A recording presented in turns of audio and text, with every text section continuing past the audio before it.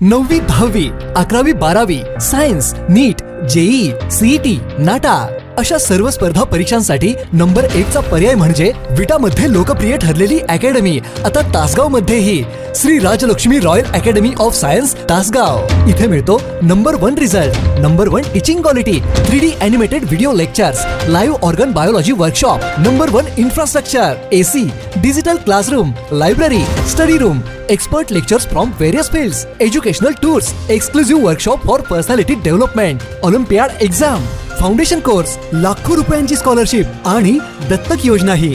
आपल्या पाल्याच्या उज्ज्वल भविष्यासाठी आजच प्रवेश निश्चित करा। तासगाव बायपास प्रकल्पासाठी संजय काकांच्या प्रयत्नातून 85 कोटी रुपयांचा निधी मंजूर। सांगली जिल्ह्याचे पालकमंत्री चंद्रकांतदादा पाटील यांच्या हस्ते बाधित शेतकऱ्यांना नुकसान भरपाईच्या धनादेशांचे वाटप। तासगाव शहराच्या वैभवात भर टाकणाऱ्या तसेच अनेक वर्षांपासून प्रलंबित असलेल्या बहुप्रतीक्षित बायपास प्रकल्पाला आता खऱ्या अर्थाने गती मिळाली आहे। या प्रकल्पासाठी आवश्यक असलेल्या भूमी संपादन प्रक्रियेने वेग घेतला असून सांगली जिल्ह्याचे पालकमंत्री चंद्रकांतदादा पाटील यांच्या हस्ते बाधित शेतकरी बांधवांना नुकसान भरपाई धनादेशांचे वाटप करण्यात आले। कवठे महांकाळ नगरपंचायत सभागृहात हा विशेष कार्यक्रम पार पडला। तासगाव शहराचा विस्तार व वाढती लोकसंख्या यामुळे वाहतूक कोंडीची समस्या गंभीर बनली होती। यावर कायमस्वरूपी उपाय म्हणून माजी खासदार संजय काका पाटील यांनी राज्य शासनाकडे सातत्याने पाठपुरावा केला होता। त्यांच्या प्रयत्नांना यश आले असून शासनाने या प्रकल्पासाठी 85 कोटी रुपयांचा निधी मंजूर केला आहे। या निधीमुळे प्रकल्पाचे काम आता अंतिम टप्प्यात पोहोचले आहे। या बायपास प्रकल्पामुळे शहरातील जड वाहतूक बाहेरून वळविण्यात येणार आहे। यामुळे शहरातील अंतर्गत रस्ते मोकळे होतील, अपघातांचे प्रमाण कमी होईल, तसेच नागरिकांचा प्रवास सुखकर होणार आहे। जमीन देणाऱ्या शेतकऱ्यांचा योग्य सन्मान राखत अत्यंत पारदर्शक पद्धतीने ही संपादन प्रक्रिया राबविली जात असल्याबद्दल शेतकऱ्यांनीही समाधान व्यक्त केले आहे। या प्रसंगी सौ सुजाता विलास हिरगुडे, सचिन शंकरमाळी या लाभार्थ्यांना प्रातिनिधिक स्वरूपात धनादेश प्रदान करण्यात आले।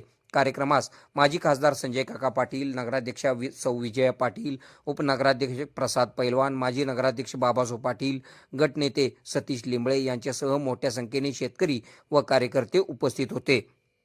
तासगावच्या जनतेला दिलेला शब्द आम्ही पाळला आहे। हा बायपास शहराच्या आर्थिक व औद्योगिक प्रगतीसाठी क्रांती घडवणारा ठरेल।